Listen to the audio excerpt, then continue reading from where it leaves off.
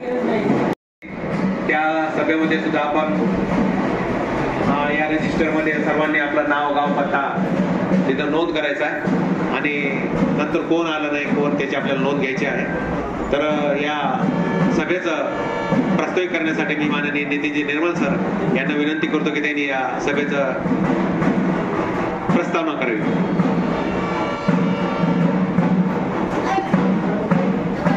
आजच्या कार्यक्रमाचे अध्यक्ष माननीय महेशजी सोवनी साहेब, अंकितजी अग्रवाल, तसेच माझे सहकारी संजय शिंदे जे मुकोबधीर विद्यालयाला वसतिगृह अधीक्षक म्हणून काम करतात. मी संस्थेविषयी सरांना थोडक्यात माहिती देण्याचा प्रयत्न इथं करतो. सर पहिल्या वेळी आपल्या शाळेमध्ये आलेले आहेत. सर राजस्थानी एज्युकेशन सोसायटीची स्थापना 1962ला झाली आणि स्वातंत्र्य होऊन फार काही काळ लोटला नव्हता आणि इंग्रजी माध्यमाचा प्रभाव आपल्या सर्वच भारतीयांवर होता आणि प्रत्येकाला वाटत होतं की आपले मूल हे इंग्रजी माध्यमाच्या शाळेतून शिकलं पाहिजे.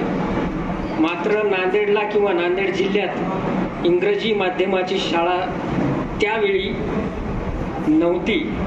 मग ज्यांना शक्य असेल अशा घरची मुलं मुंबईला, आमच्या एका संचालकाची मुलं मुंबईला त्यांनी त्यांच्या काकाकडे शिकायला ठेवली.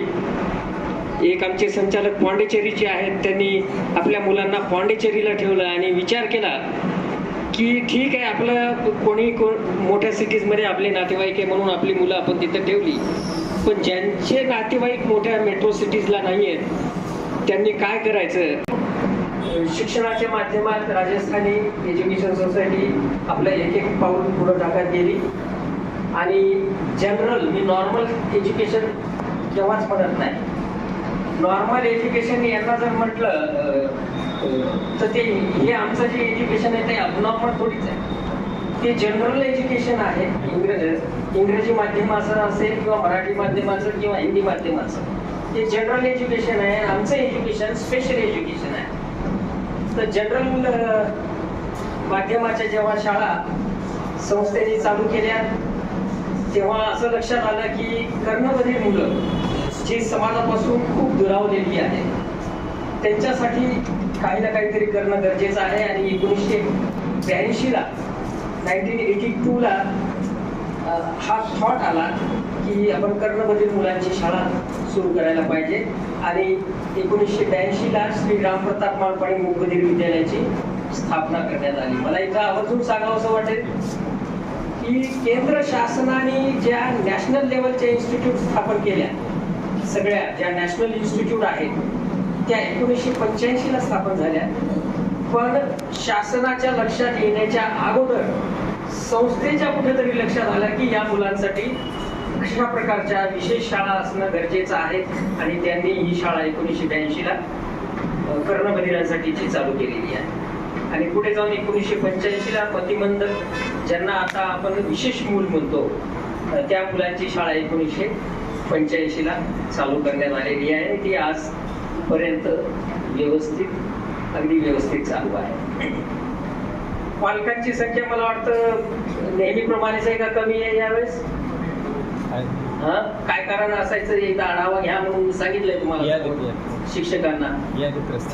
हा, आणि तुम्हाला माहिती आहे की वर्षातून आपण 3 पालक सभा घेत असतो.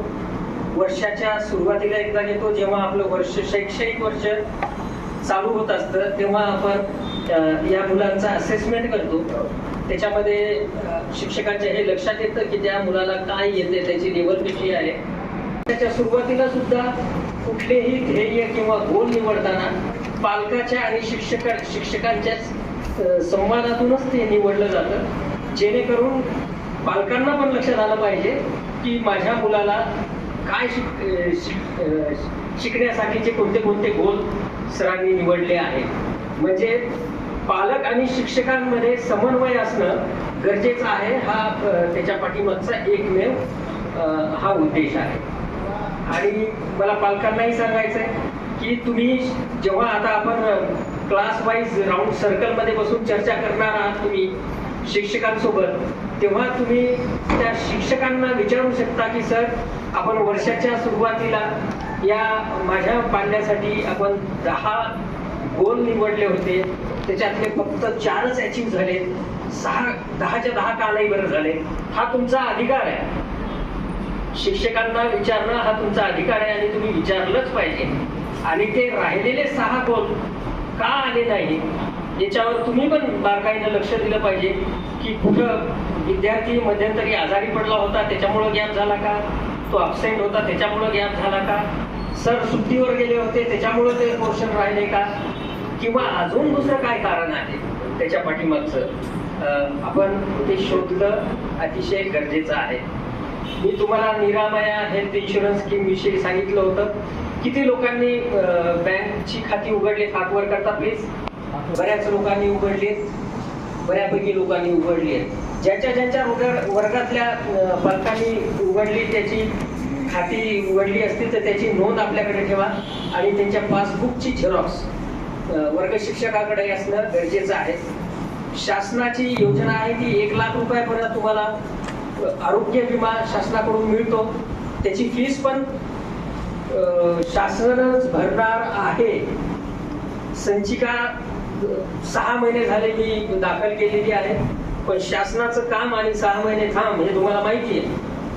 आपण शासनावर कम्प्लिटली अवलंबून न राहता, फार काही त्याची फीस नाहीये, 500 रुपये नाममात्र त्याचं शुल्क आहे. 500 रुपयात जर आपल्याला 1 लाख रुपयाचा विमा मिळत असेल तर मला असं वाटत नाही की कोणी पालक असा नाहीये की ज्याला 500 रुपये सुद्धा भरायला अडचण आहे. आणि कोणी जर तसं असेलच तर कृपया आमच्या लक्षात आणून द्या, म्हणजे आपल्याला त्याप्रमाणे पुढे काय करायचं याचं आपल्याला एक ध्येय निश्चिती करता येईल की काय केलं पाहिजे. ज्यांच्याकडे हे नाही आहे, सोर्सेस अवेलेबल नाही आहेत, तर आपण आता प्रत्येक वर्गवारी सर्कलमध्ये बसणार आहोत. आपल्या विद्यार्थ्यांनी काय अचीव केलंय, कुठपर्यंत आपला विद्यार्थी पोहोचलाय, आपला पाल्य पोहोचलाय, त्याचा आपण ओहापोह करणार. सुट्टीला जात आहे मुलांना, जे निवासी विद्यार्थी आहेत, तर घरी पण त्याला नुसतंच असं सुट्ट्या एन्जॉय करायला सोडू नका. जे सरांनी गोल्स त्याला शिकवले त्याचा सराव घरी तुम्ही केला पाहिजे. आणि आपल्याकडे तुमचा पॅरेंट्स आणि टीचर्सचा एक व्हॉट्सअप ग्रुप आहे. कोणाचं नाव नाही आहे त्या ग्रुपमध्ये, हात वर करा. सर्वांचीच नाव आहे, तुमचं नाही आहे. मनोकर सर यांचं नाव घेऊन टाका. व्हॉट्सअप आहे तुमच्या मोबाईलला, फोनच नाहीये. ओके, तर त्या व्हॉट्सअप ग्रुपवर टच मध्ये राहा. तुमचे मुलं काय ऍक्टिव्हिटीज करतात त्याचे व्हिडिओज, त्याचे फोटोज आम्हाला शेअर करा. म्हणजे त्याच्यावर आम्हाला काही कॉमेंट करायची असली तर आम्हाला कॉमेंट करता येईल. बरेच पालक खूप चांगल्या ऍक्टिव्हली ते मुलांचे ऍक्टिव्हिटीचे व्हिडिओ आम्हाला शेअर करतात आणि आमचे सर्व शिक्षक मंडळी त्यांना मोटिवेट पण करते किंवा गाईड पण करते की तुम्ही असं नाही असं करायला पाहिजे, असं नाही असं शिकवा त्याला. तर हे सगळे व्हिडिओज फोटोज आम्हाला तुम्ही शेअर करत चला. जे पालक त्या ग्रुपमध्ये नाही आहेत त्या पालकांना, तुमच्या परिचयातले जे आहेत जे ग्रुपमध्ये नाही आहेत आणि आज इथं उपस्थित नाही आहेत त्यांना पण निरोप द्या. या ग्रुपमध्ये आपण सामील व्हा.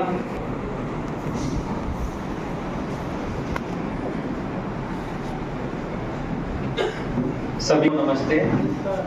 आज के हमारे अध्यक्ष माननीय सोनी जी और सभी का स्वागत है संस्था के स्कूल में। एक बार मैं चाहूँगा कि आप सब अपने लिए एक जोरदार ताली बजाएं, क्योंकि ये जो स्पेशल बच्चे हैं इनका ख्याल रखना कोई आसान काम नहीं है और आप लोग इतनी जिम्मेदारी से और ध्यान से करते हैं, तो आप लोग बिल्कुल काबिले तारीफ हैं। और उसी तरह हमारे संस्था के जो टीचर्स हैं यहाँ के लिए, उनके लिए एक जोरदार ताली बजाएं प्लीज, क्योंकि वो भी बहुत जी जान से प्यार से उनको संभालते हैं और उनका ध्यान रखते हैं, तो वो लोग भी तारीफ डिजर्व करते हैं। और जिस तरह निर्मल सर ने बोला है कि बहुत सारे गवर्नमेंट के स्कीम्स हैं, तो मैं आप सभी से निवेदन करूँगा कि वो स्कीम्स का लाभ लें।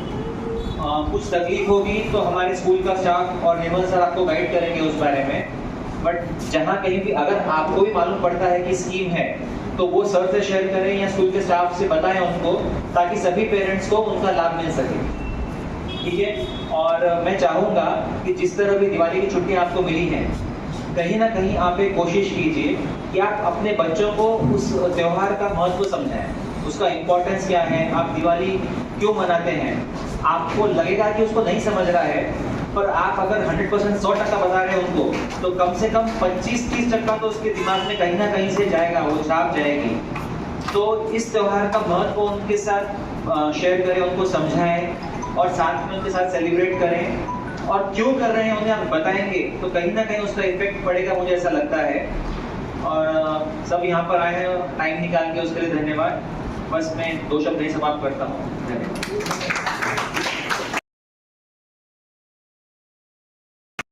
मुझे कुछ याद आया, सर ने कहा कि ये स्पेशल बच्चों को संभालना बहुत मुश्किल वाला काम है ना।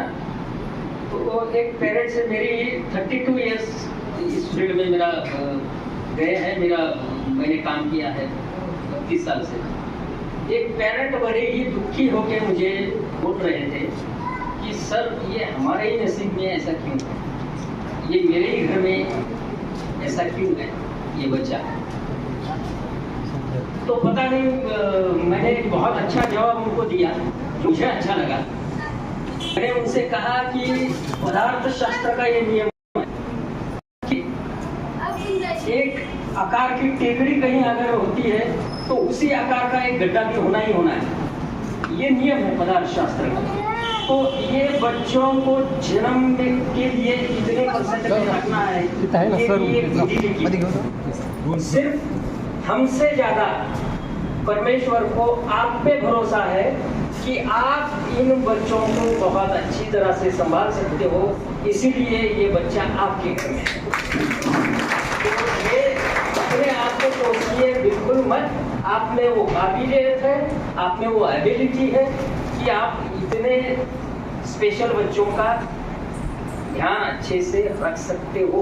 ये भरोसा आप पे है, इसलिए वो आपके घर में है। शायद वो भरोसा हम पे नहीं है, इसलिए ऐसा स्पेशल बच्चा हमारे घर में नहीं है। Thank you. धन्यवाद सर। तेच मी मराठीमध्ये सांगेल की परमेश्वराने तुम्हालाच ते मुलं का दिले, तर तुम्ही त्यांची ईश्वरासारखी सेवा करू शकता, म्हणून ईश्वरानेही तुम्हाला मुलं दिलेली आहे, असा अर्थ त्याचा आहे। यानंतर आजच्या कार्यक्रमाचे अध्यक्ष माननीय माननीय सोहनी साहेब, इनचार्ज सेक्रेटरी ऑफ विधी प्राधिकरण सेवा नांदेड, यांना विनंती करतो की त्यांनी आपल्या विभागाच्या ज्या काही योजना आहेत, स्कीम्स आहेत, त्या आम्हाला समजून सांगाव्यात। या शाळेचे मुख्याध्यापक आदरणीय NS निर्मल सर, ट्रस्टी आदरणीय अंकित अग्रवाल सर, या विद्यार्थ्यांवरती मातृतुल्य प्रेम करणारे सर्व शिक्षक शिक्षिका, उपस्थित विद्यार्थी वर्ग, कर्मचारी वर्ग आणि ज्यांच्यासाठी आज आम्ही कार्यक्रम आयोजित केलेला आहे ते पालक। विधी सेवा प्राधिकरण ही जबाबदारी आहे विधी सेवा प्राधिकरणाची, हे काम आहे विधी सेवा प्राधिकरणाचे की समाजातले बरेच घटक असे आहेत की जे विविध कारणांसाठी मुख्य प्रवाहापासून दूर आहेत, तर त्यांना मेनस्ट्रीम मध्ये आणणं, मुख्य प्रवाहामध्ये आणणं हे विधी सेवा प्राधिकरणाचं काम आहे। आणि म्हणूनच आज आम्ही इथं आलो। आता ह्या मुलांचा जेव्हा विषय येतो तेव्हा अगदी ही मुलं आमच्याच पदरात का आली, हे आमचं काही पूर्वजन्मीचं पाप आहे का, इथपासनं ही मुलं देव आहेत इथपर्यंत 2 टोकाच्या प्रतिक्रिया असतात। पण कायदा म्हणतो की ही मुलं तुमच्या आमच्यासारखेच नागरिक आहेत आणि या देशाचा नागरिक म्हणून आपल्याला जी काही हक्क मिळत आहेत ते हक्क या मुलांना सुद्धा। देव आहे म्हणणं सोपं असतं, उद्या मी बसवतो तुम्हाला मकरामध्ये, समोर नैवेद्य ठेवतो पण खायचा नाही तुम्ही, आपापलं कुठं हलायचं नाही, त्यामुळे त्यांना देव हे मानू नका, त्यांना देशाचे नागरिक माना। आज आपल्याला जे काही अधिकार आहे, आपल्याला शिक्षणाचा अधिकार आहे, आपल्याला इकडे तिकडे जाण्याचा अधिकार आहे, आपल्याला स्वतःचा विकास करून घेण्याचा अधिकार आहे, हे सगळे अधिकार या मुलांना सुद्धा आहे। आणि तुम्ही म्हणाला हे सांगणं सोपं आहे, पण आम्ही भोगतो आहोत, आम्हाला माहिती आहे किती अवघड असतं। तर याच्यासाठी तुमची मदत करण्यासाठी कायदा आहे। कायदा प्रत्येक गोष्टीसाठी आपण कल्याणकारी राज्यामध्ये अर्थात वेलफेअर स्टेटमध्ये राहतो, प्रत्येक व्यक्तीचं कल्याण बघण्याची जबाबदारी शासनाची आहे। एखादी व्यक्ती पैसे नाही म्हणून वंचित राहू शकत नाही, एखादी व्यक्ती अमुक एका जातीची आहे म्हणून वंचित राहू शकत नाही, एखादी व्यक्ती महिला आहे म्हणून वंचित राहू शकत नाही. त्याचप्रमाणे ही मुलं सुद्धा यांना या अडचणी आहेत म्हणून त्यांच्या हक्कापासून वंचित राहू शकत नाही. तर हे काय लक्षात ठेवा की तुम्हाला आम्हाला जे अधिकार आहेत तेच अधिकार या मुलांना सुद्धा आहेत, त्यांच्या आपल्यामध्ये काही फरक नाही. तर त्यांना हे अधिकार जास्ती चांगल्या प्रकारे अंमलबजावणी व्हावी त्यांना असलेल्या अधिकाराची, त्याच्यासाठी हा कायदा बनवलेला आहे ज्याचं नाव आहे the national trust for the welfare of persons with autism, cerebral palsy, mental retardation and multiple disabilities. म्हणजे यात सगळंच कव्हर आहे, कुठलंही सुटलेलं नाही आहे. तर या कायद्याच्या नावातच ट्रस्ट, ती मोबाईल सुद्धा नाही आहे, तिला काही उठता येत नाही, बसता येत नाही, चालता येत नाही, तिला उचलून न्यावं लागतं. आता ती झाली 17-18 वर्षाची, तिचं वय वाढल्यामुळे तिला उचलणं त्यांच्यासाठी फार जड जात आहे. की मुलावरती प्रेम आहे, आपलं मूल कुणालाही जड नसतं, पण आई वडील हळूहळू म्हातारे होत जात असतात आणि मग त्यांना फिजिकली कित्येक वेळा होत नाही. तर अशा वेळेला ते गार्डियन नेमण्यासाठी किंवा विश्वस्त नेमण्यासाठी या कायद्याखाली अर्ज करू शकतात आणि त्यांच्या वतीनं त्यांच्या मुलाची काळजी घेण्यासाठी एखादा विश्वस्त नेमता येऊ शकतो. तुम्ही सगळे खूप चांगले पालक आहात, कारण तुमच्या पदरात असं मूल येऊन सुद्धा तुम्ही त्याला उत्तम चांगलं शिक्षण मिळावं या दृष्टीने या शाळेमध्ये त्याला एनरोल केलेलं आहे, शाळेमध्ये ऍडमिशन घेतलेली. पण कित्येक पालक असे आहेत की ज्यांना हे मूल नकोसं झालं म्हणून त्यांनी कुठेतरी सोडून दिलेलं आहे. त्यांना कुठेतरी रेल्वे स्टेशनच्या प्लॅटफॉर्मवरती, कुठल्या तरी देवळाच्या दारामध्ये. कित्येक पालक असे आहेत ज्यांच्यासाठी मुलं सोर्स ऑफ इन्कम आहेत की त्यांना भीक मागायला ठेवलेलं आहे, कुठेतरी त्यांच्याकडे येणाऱ्या पैशावरती यांचा चरितार्थ चालतोय, असे पालक सुद्धा आहेत. तर अशा मुलांसाठी सुद्धा गार्डियन नेमण्याची याच्यामध्ये तरतूद आहे. आता एखाद्या मुलाला आई वडील नाही, त्याला कुठेतरी सोडून दिले म्हणून काय त्यानं तसंच राहायचं का? तर नाही. तर त्याला गार्डियन नेमण्यासाठी कोण अर्ज करू शकतो? आपणही कोणी अर्ज करू शकतो.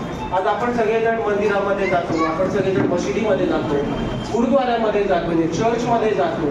तिथं जाऊन आपल्याला पुण्य मिळतं की नाही मला माहिती नाही, पण असं आपल्याला कुठेतरी एखादा मूल दिसला आपल्याला, तर तुम्ही काय केलं पाहिजे की तुम्ही त्याच्या वतीनं अर्ज केला पाहिजे किंवा विधी सेवेला या शाळेसारख्या संस्थांना सांगितलं पाहिजे की असं असं मूल तिथं आहे आणि त्याला त्याच्या वतीनं जेव्हा विश्वस्त नेमण्यात येईल, गार्डियन नेमण्यात येईल, तेव्हा तुमच्या मुलाला ज्या सगळ्या सुविधा मिळतात त्या सुद्धा त्या मुलाला मिळतात. आताच मी आणि सर म्हणतो कुणाला आपलं मन द्रवतं, आपलं मन कळवळतं की असं कोणीतरी मूल म्हणजे फिजिकली असो, मेंटली असो, वृद्ध असो, फक्त मन कळवळून पण काय करतो, पर्स उघडून काय 5-10 रुपये त्याच्यासमोर टाकतो. त्याच्यातनं आपण वेगळ्याच गोष्टींना एनकरेजमेंट देत असतो, पण त्या मुलाला तर काही कळत नसतं. त्याच्या जीवावर जगणारे अनेक वेगळे लोक असतात. तर त्या मुलांसाठी सुद्धा गार्डियन नेमणं फार गरजेचं आहे. त्यांच्या वतीनं पालक म्हणून त्यांचं कोणतरी काम पाहण्यासाठी, गार्डियन नेमण्यासाठी अर्ज याच्यामध्ये करता येऊ शकतो आणि तो केलाच पाहिजे प्रत्येकाने. ज्याला कुणी नाही आहे त्याला कायदा आहे, कायम लक्षात ठेवा. कायद्यानं सगळं काही कव्हर केलेलं आहे. त्यानंतर ह्या ट्रस्टच्या जबाबदाऱ्या काय काय? पहिली मोठी, सगळ्यात मोठी जबाबदारी म्हणजे या सगळ्या मुलांना इंडिपेंडेंट करतात. स्वतःच्या पायावर उभं करण्यासाठी जे काही करता येईल ते काम हे ट्रस्ट करत आहे आणि त्याला करावं असं अपेक्षित आहे. पण इंडिपेंडेंट केलेलं आहे. पण आपण काय बऱ्याच वेळा पाहतो की ही मुलं कुठल्या तरी त्या संस्थेमध्येच परमनंटली तिथंच राहून हे काम करत असतात. तर हेही नाहीये. त्याला स्वतःच्या पायावर उभं करून आपल्या समाजामध्ये आपल्या सोबतच त्यांना राहायचं आहे. ते कोणी वेगळे नाही आहेत, आपल्या समाजाचा एक घटक आहे. त्यांना आपण त्यांच्यासाठी चांगली ट्रीटमेंट दिली पाहिजे, पण वेगळी ट्रीटमेंट नको आहे. ते आपलाच आहे, आपलेच आहेत, त्यांच्या आपल्यामध्ये काही फरक नाही आहे. हे कायद्याचं सगळ्यात महत्वाचं म्हणणं आहे. त्यामुळे त्याला स्वतःच्या पायावर उभं करायचंय, पण आपल्याच समाजामध्ये ते आपलेच आहेत. ते कोणी वेगळी मुलं नाही आहेत, आपलीच मुलं आहेत. त्यांना आपल्या सोबतच त्या मुलांना राहण्याचा पूर्ण अधिकार आहे. की असं नाही की त्यांनी समाजापासून वेगळं कुठेतरी जाऊन दुसऱ्या सोसायटीमध्ये राहावं किंवा दुसऱ्या कॉलनीमध्ये राहावं, आपल्या सोबतच राहायचं. दुसरी गोष्ट, ट्रस्ट याच्यासाठी प्रयत्नशील असते की प्रत्येक मुलाला त्याच्या कुटुंबामध्ये राहता येईल. आता कुटुंबामध्ये अनेक अडचणी असतात. कित्येक वेळा इच्छा असून सुद्धा त्या पालकांना त्या मुलांचं करता येते.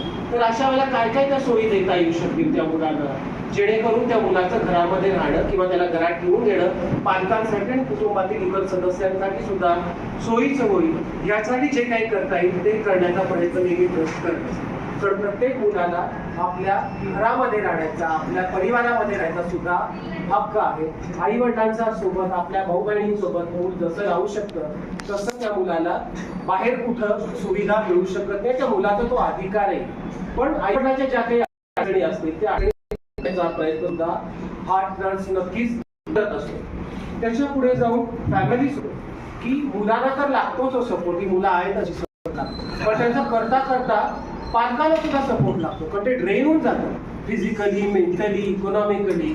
रोजचं या मुलांचं सगळं करणं फार चॅलेंजिंग असतं, तरी सुद्धा आई वडील प्रेमाने सगळं करतात, प्रेमाने करतात, परंतु त्यांना सुद्धा थकवा येतो. कधी शारीरिक थकवा येतो, कधी मानसिक थकवा येतो, कधी सगळं नको नकोसं वाटतं. तर अशा वेळेला आई वडिलांना किंवा जे कोणी केअर गिव्हर्स आहेत ह्यांच्यासाठी सुद्धा सपोर्ट सिस्टीम आपल्याला निर्माण करायची. यांना काउन्सिलिंग करायचंय, यांना काही फिजिकली आजार झाला असेल किंवा वयोमानानं होत नसेल तर त्यांना सुद्धा आपण सपोर्ट करायचा आहे सिस्टीम मध्ये. कारण हे जे केअर गिव्हर्स आहेत, आई वडील किंवा आणखी कोण काका असतील, काकू असतील, जे कोणी असतील, तर त्यांची तब्येत शारीरिक मानसिकरित्या नीट राहिली तर ते या मुलांचं सगळं व्यवस्थित करू शकतील. तर त्याच्यासाठी सुद्धा याच्या ट्रस्टमध्ये योजना आहे. पुन्हा इक्वल अपॉर्च्युनिटी आहे की समान आहे, ते कोणी वेगळे नाही आहे. जो हक्क मला आहे तोच संख्येनं फायदा घ्या, इतरांनाही सांगा, जेणेकरून कुणीही मूल ह्या सगळ्या फायद्यांपासून या सगळ्या योजनांपासून वंचित राहणार नाही. प्रत्येक मूल, मग ते स्पेशल असो का नसो, ते त्याला प्रत्येकाला आपला विकास करण्याचा, शिक्षणाचा सगळ्याचा अधिकार आहे. कॉन्स्टिट्युशनल राईट आहे, संविधानानं दिला अधिकार आहे. ती मुलं आपल्यापेक्षा वेगळी नाहीये, आपल्याच समाजाचा भाग आहे, आपल्याच देशाचा नागरिक आहेत आणि त्यांच्या अधिकारांचं जतन करणं, त्यांच्या अधिकारांचा भंग होणार नाही हे पाहणं ही इतर सर्वांची जबाबदारी आहे. तर आपण सगळेजण ती चोख रीतीनं पार पाडूया. एवढं बोलून मी माझे 2 शब्द थांबतो.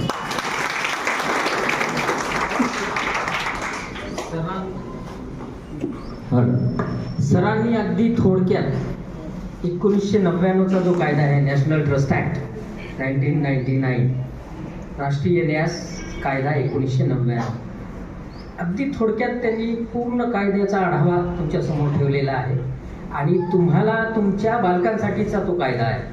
ह्या कायद्याविषयीची माहिती तुम्हाला असणं अत्यंत गरजेचं आहे. सरांनी अगदी त्याच्या केअर गिव्हिंग पासून इक्वल अपॉर्च्युनिटीजपर्यंत सगळ्याच बाबींवरती टच केलेला आहे आणि हा खूप चांगला कायदा आहे. आपण जरूर कधी आपण या कायद्यावरती एक कार्यशाळा करूयात, आपण एक विशेष कार्यशाळा करूयात. अपंगाचे कायदे, आणि अपंगाचे कायदे म्हणले की माझा तो आवडता विषय आहे सर. 1912चा जो दिव्यांगांसाठीचा जो पहिला कायदा आहे, तुम्हाला माहिती असावी म्हणून डोक्यात बसावं आणि आमच्या तर डोक्यात बसलंच. तर इतक्या सुंदर शब्दामध्ये तुम्ही माहिती दिली आहे मुलांची, आणि मुलांना प्रेमाचा अधिकार आहे, त्यांना प्रत्येक सुख आणि ज्या सवलती आहेत त्या उपभोगण्याचा अधिकार आहे हे तुम्ही सर्वांना सांगून टाकलं. आणि या मुलांना प्रेम मिळणे आवश्यक आहे. आणि जे काही पॅरेंट्स आहेत ते आमच्यापैकी नाहीत सर, खूप छान आहेत आमचे पॅरेंट्स, पण जे बाहेरचे लोक आहेत, जे तुम्ही म्हणताय तुम्ही याला कुठं बसवतात, हे करतात ते करतात, ते काही पॅरेंट्स असे मोजकेच असतात सर. पण आम्ही बघितलेलं आहे की या मुलांवर प्रेम करणारे अतिशय खूप म्हणजे नॉर्मल मुलांपेक्षा जास्त प्रेम करतात पॅरेंट्स, आणि आम्ही पण करतो सर. त्यामुळे तुम्ही कायद्याची पण खूप छान माहिती दिली पॅरेंट्स लोकांना पण आणि आम्हाला पण. आणि सर म्हणले तसं तुमचं 1 दिवसीय कार्यशाळा जर सरांनी ठेवले आणि तुम्ही सहकार्य केलं तर या सर्वांनाच त्याचा फायदा होईल. त्यामुळे मी तुमचं मनापासून आभार मानते.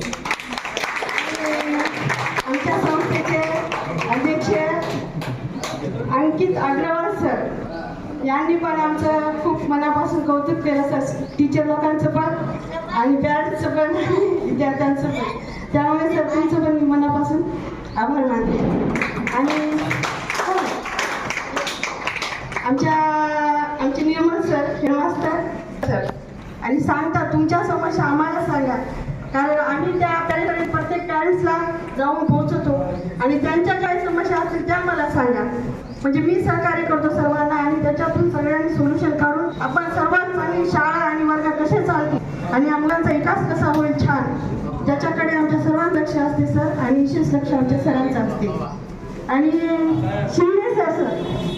शिंदे सर वसतिगृह अध्यक्ष आहेत, असे आहेत की त्यांनी कुटुंबाकडे सुद्धा दुर्लक्ष करतात. म्हणजे मुलांना इतकं प्रेमळपणे प्रत्येक याच्यामध्ये प्रत्येक मुलांकडे वैयक्तिक लक्ष देतात सर आणि प्रत्येक सणाचा याचा मुलांना सगळ्यांना समजून सांगतात आणि त्या मुलांना कसा उपभोग घेता येईल ते सर गणपती असो होळी असो का आता दसऱ्याच्या दिवशी रावण झाला शाळेमध्ये खूप खूप छान सर अभ्यास घेतात योगा घेतात एकूण त्यांचा खूपच छान असतो सर आणि आमचे गोडबोले सर त्यांना बोला म्हणायची गरज नाही ते बोलून चांगले शिकतात सर आणि सगळ्यात महत्त्वाचं म्हणजे शिक्षक आणि पालक हे ज्या आम्ही 3 मिटिंगी घेतो वर्षातून त्यांचं सहकार्य खूप छान लाभतं आम्हाला आणि ज्या मुलांना आम्ही शिकवतो आणि तुमच्यापर्यंत जे टास्क पोहोचतो त्यांचं पण आम्हाला सहकार्य मिळतं खूप छान तुम्ही पण घरी घेत जा आणि आम्ही पण घेत जातो सर आम्ही खूप चांगलं सहकार्य करतो तुम्हाला तुम्ही आम्हाला सहकार्य करा आणि मुलांकडनं शक्य तेवढं जास्तीत जास्त करण्याचा प्रयत्न करा करून घेण्याचं जे काय असतील टास्क ते आणि सर्वांचे मी आभार मानते 4th क्लासचे सगळ्यांनी सगळ्या व्यवस्थित हे केल्यामुळं त्यांचे पण मी आभार मानते आणि आपल्या क्लासमधल्या मुलांना घेऊन बसले शिक्षकांनी जावं आणि टीचरनी जावं एवढं बोलून माझं एवढं बोलून अध्यक्ष वतीने कार्यक्रम संपला असं धन्यवाद.